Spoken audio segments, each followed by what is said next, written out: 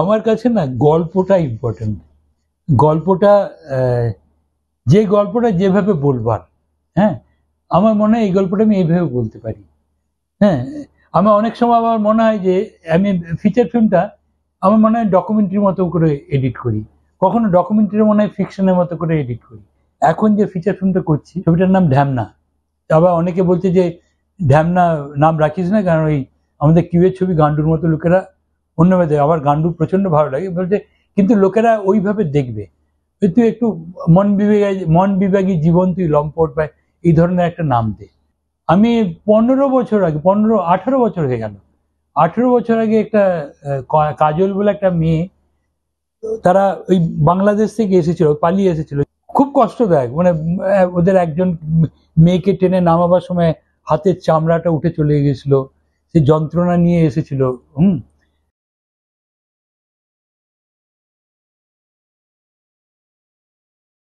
তারা ওখান থেকে এখানে পালিয়ে এসেছিল হিন্দু হিসেবে একটু ভালোভাবে থাকবে, ওখানের থেকে আরো খারাপ ভাবে এখানে থাকে, ওই সিওয়ারেজের পাশে বাড়ি করে।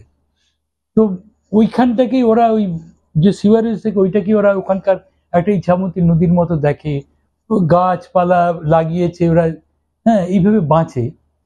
তো সেইগুলোকে ফলো করে এনে আজকে আমি 18 বছর ধরে আমি ডকুমেন্টারি ফুটেজ আমি ওদেরকে শুট করছি, তাদের জীবন নিয়ে। 150টা ফ্যামিলি করতে করতে করতে আজকে এসে আমার মনে হলো, এই কয়েক বছর আগে এসে মনে হলো যে এর থেকে তো এই মেয়েটা একটা সময় আমাকে বলে আমি তোমার সঙ্গে শুট করবো না। আমার ওর বিয়ে হয়ে গেছে, ওর আমার স্বামীর অসুবিধা হচ্ছে, তুমি একটা এই বড় লোকের বাড়ির লোক, তোমার সঙ্গে আমার কি সম্পর্ক, ও ইয়ে সন্দেহ সন্দেহ করছে, তো আমি আর শুটিং করতে পারবো না, আমার এই করে কি লাভ। তো চলে গেল। তো আমি ভাবলাম যে আমি তাহলে ছবিটা তাহলে অন্যভাবে শুট করতে হবে। তো আমার তখন একটা জেদ চেপে গেল, যেটা তো খুব ভালো একটা ফিকশন গল্প। তো আমার এই গল্পে কিন্তু 40 ভাগ ডকুমেন্টারি ফুটেজ আর বাকিটা আমার ফিকশন। এবং আমি এতদিন যে সমস্ত ছবি করেছি, এটা আমার সবচেয়ে এনগ্রসিং ছবি হয়েছে। আমার কাছে না ডকুমেন্টারি বা ফিকশন বা অ্যাড এইসব কিছু না, গল্পটা যেভাবে বলা যায়।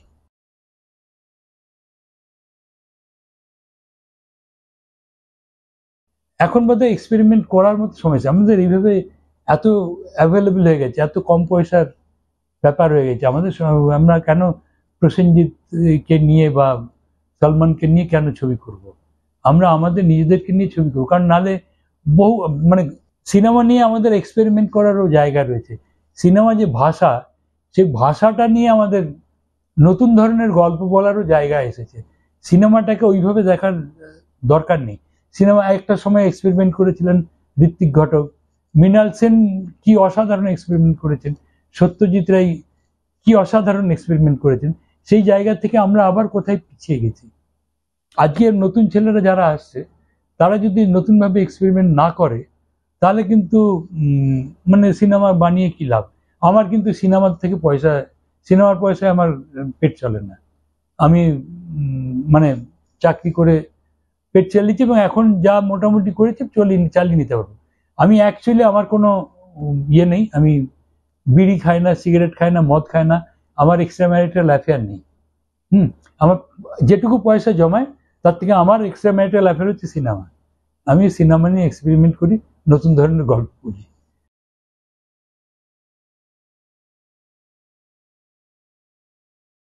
আমি এডিটিং এর থাম রুলস পড়াতাম আর কি, তাতে বোধহয় 7খানা থাম রুল প্রথমে পড়াতাম। আমি বলতাম যে থাম রুল নাম্বার 1টা এত ইম্পর্টেন্ট যে আমি এটা শেষে বলবো। পরে আমি থাম নাম্বার 2, 3, 4, 180 ডিগ্রি এইসব অনেক কিছু পড়াতাম। তো আই লেভেল টাইপের পড়িয়ে বিভিন্ন ধরনের অনেক কিছু বলে দিয়ে তারপর আমি যে শেষ ক্লাসটাতে সবাই ভাবতো যে থাম রুল নাম্বার 1টা লিখে একটা নিজেকে, আমি দেখেছি লোকেরা জিজ্ঞাসা চিহ্ন লিখে রাখতো ওদের খাতাতে নোট নেওয়ার সময়। এবার আমি ইয়ে করে আমি বেরিয়ে যেতাম আর কি, মানে ক্লাসের পর বেরিয়ে যেতাম। Sir, what is thumb rule number 1? You said it is the most important thumb rule and you didn't tell us. তো আমি ঘুরে আসতাম, এসে সবকিছু রাখতাম, রেখে বলতাম হ্যাঁ সরি, আমি মনে ছিল, আমি তোমাদের বলিনি। থাম্ব রুল নাম্বার 1 হচ্ছে there is nothing call thumb rule number 1। হ্যাঁ, जो दिखता है वो बिकता है। তুমি গল্প বলবে, তুমি গল্প বলবার সময় কিভাবে গল্পটা বলবে সেটা তোমার ব্যাপার। তুমি যদি তাকে এনগ্রস করে রাখতে পারো সেটাই হচ্ছে আসল। এডিটিং এও হচ্ছে তাই, মানে কোন কাটটা ঠিক কোন কাটটা ভুল, হ্যাঁ, এটা তোমার চোখ দেখে তুমি বুঝতে পারবে।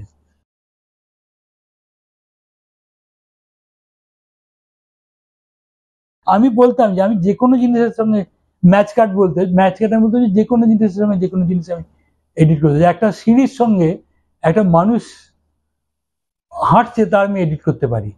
এই যে মানে লাইন অফ অ্যাকশন, আমি যে এই যে বসে রয়েছি তার একটা এই একটা লাইন যাচ্ছে, এই একটা লাইন আসছে, এই একটা লাইন, এই একটা লাইন, এই একটা লাইন, এইগুলো এই যে এর একটা মিন টেনশন লাইন হয়, এগুলো মিলে তো এইগুলো গ্রাফিক্যালি তুমি যদি দেখো, দিস ইজ অল গ্রাফিক্স। হ্যাঁ, তুমি যদি এখানে দেখো এটা একটা গ্রাফিক তৈরি করছে।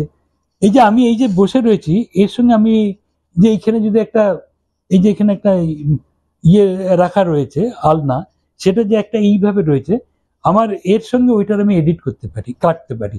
এই যে গ্রাফিক্স গুলো যে এইভাবে গ্রাফিক্যালি যে একটা শটের সঙ্গে একটা শটের মিল হয়ে যাচ্ছে, সেখানে কাট করতে পারি। তারপর একটা এনার্জি লেভেল থাকে, একটা উইদিন ফ্রেম যে একটা এনার্জি তৈরি হচ্ছে, সে এনার্জি হয়তো একটা ধরো একটা ছেলে একটা বল এরকম করে ছুঁড়ে দিল, বলটা যে ওই দিকে যাওয়ার সময় একটা যে ডাইনামিজম তৈরি হলো, মোমেন্টাম তৈরি হলো, একটা লোক হয়তো হাতটা জাস্ট মানে জাস্ট বসবার সময় এরকম করে বসলো, হাতটাই যে একটা মুভমেন্ট দিল, তার সঙ্গে ওইটা একটা মুভমেন্টটা মিশে গেল। মানে এই যে এই সব অনেক জিনিস দিয়ে আমি এডিট করি আর কি। গল্পেরও একটা তোমার যে মুড, আমার যে মুড, দুটো মুডে মুডে কাট হয়, লালের সঙ্গে কাট হয়। হ্যাঁ, বিভিন্ন জিনিস তুমি করতে করতে করতে তুমি বুঝতে পারো যে যে মানে এইভাবেও এডিট করা যায়।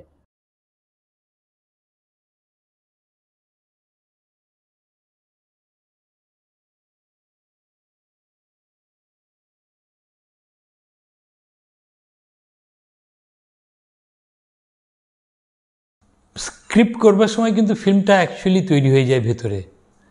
তারপর যেটা করি আমরা, ফিল্মটাকে ভাঙি ছোট ছোট ছোট ছোট পিসে। ডিরেক্টর তো সর্বত্রগামী হয়, তো যার ফলে অনেক সময় অনেক কিছু কাজ করে না। স্ট্রাকচারিংটা কিন্তু বিরাট একটা ব্যাপার, কারণ লেখার ভাষা আর সিনেমার ভাষার মধ্যে অনেক তফাৎ। সিনেমাতে যেটা যত সহজে দেখা যায়, যেটা যত সহজে কানেক্ট করা যায়, বা একটা সিনেমাতে একটা যেহেতু দেখা এবং শোনার ব্যাপার থাকে, দুটো মিলিয়ে যে একটা দোতনা তৈরি করে, যেটা লেখার ভাষাতে অনেক সময়তে একজন যে পাঠক সে সেটা বুঝতে পারে না। যেটা সিনেমা অনেক বেশি যেহেতু কমিউনিকেটিভ, আরও এগিয়ে গিয়ে মানে লেন্সের দ্বারা বিভিন্নভাবে যেহেতু ডিরেক্টর আরও এগিয়ে গিয়ে দর্শককে বুঝিয়ে দেয়, যার ফলে অনেক সময় স্ক্রিপ্টের বা গল্পের ভাষার থেকে সিনেমাতে স্ট্রাকচারিংয়ের মধ্যে দিয়ে হ্যাঁ সেটাকে চেঞ্জ করতে হয়। সেটা করতে গিয়ে অনেক সময় একটা শটকে এখান থেকে এখানে আনা হয়, বা একটা সিকোয়েন্সকে এখান থেকে এখানে আনা হয়। হ্যাঁ, আমার একটা ছোট্ট ছবি করেছিলাম, ছবিটা বেশ পপুলার ছিল এককালে। আমি আজ থেকে 20 বছর আগে ছবিটা করেছিলাম আমার মেয়েকে নিয়ে, বাবা ব্ল্যাক বিয়ার্ড বলে। আমার মেয়ের সঙ্গে আমার সম্পর্ক, আমার মেয়ে তখন বছর দেড়েক বয়স, আর আমার তখন এই লম্বা দাড়ি রাখতাম। আমার ছবিটা শুরু হয়েছিল এইখান থেকে, যেভাবে স্ক্রিপ্ট অনুযায়ী। প্রথম শটটা দেখি আমরা।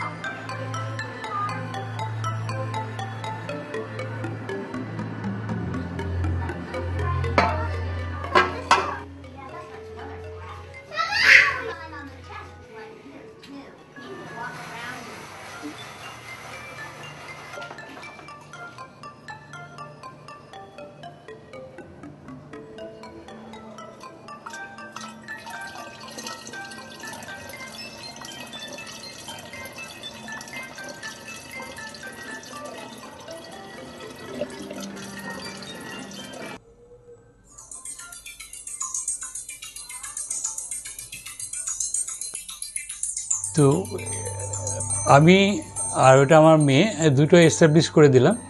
তারপর এবারে ও এটা নিয়ে মাছ নিয়ে খেলে টেলে, হ্যাঁ। তো এইখানে যেমন ও কথা বলে,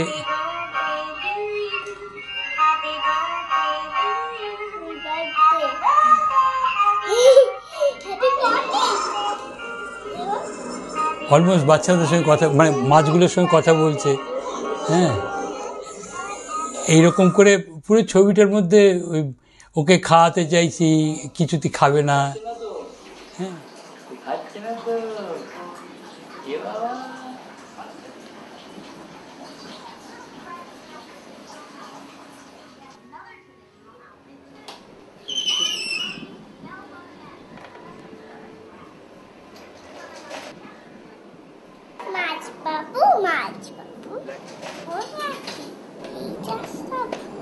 তো এইভাবে ও পুরো খেলে যাচ্ছে, হ্যাঁ।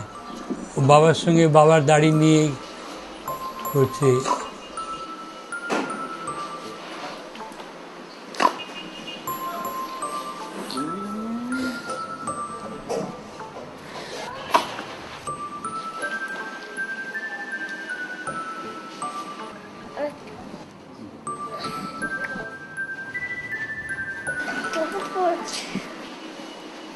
করতে করতে একটা সময়তে যেখানে আসি, সেখানে হচ্ছে যে মানে এই শর্টটার মধ্যে তুমি দেখবে মানে একটা প্রিমনিশন যাকে বলে আর কি, এটা নিয়ে চারদিক ঘুরছে।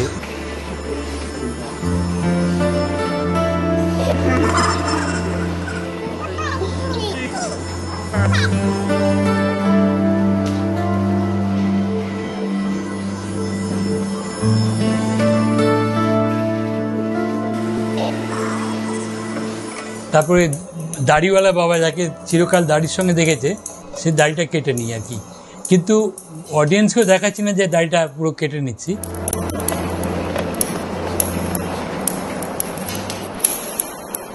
তারপরে এই যাচ্ছে।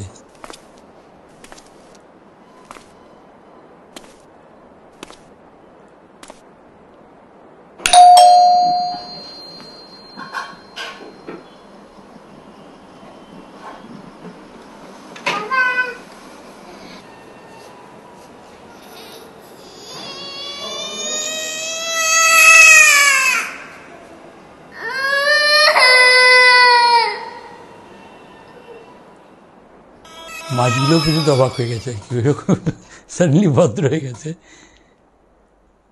তো for her it's a shock of life. ছবিটা খুব সুন্দর হয়, সবাই দেখে বলে যে বা খুব সুন্দর। নম্রতা রাও এডিট করছিল ছবিটা, সবাই দেখলো, দেখে খুব খুশি, কিন্তু আমার না মনে হচ্ছিল যে কোথাও একটা অসুবিধে। তো নম্রতা বলছে তো হো গিয়া সমলদা, তো ইতনা খুবসুরত। আমি বললাম যে বস कहीं पे there is something lacking, the film is starting somewhere and then we are taking a journey and it is ending. By the time the film ends we are forgetting the beginning. I'm not feeling good about it.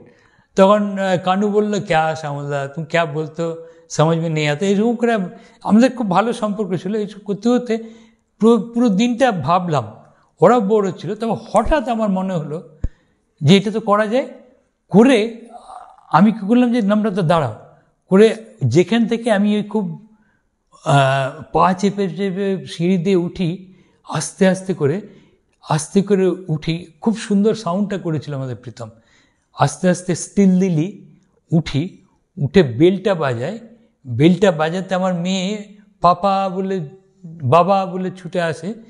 এসে দরজাটা খুলে এইটুকু মেয়েটা ওপর দিকে তাকিয়ে মুখটা না পেল হয়ে যায়, দিয়ে কাঁদতে আরম্ভ করে, কেঁদে চোখটা বন্ধ করে কাঁদতে আরম্ভ করে। আমি ওখান পর্যন্ত কেটে দিই, ওইটুকু ফিল্মের শুরুতে যোগ করে দিই, দিয়ে তারপর বাকি যে ছবিটা ছিল সেইভাবেই রেখে দিই।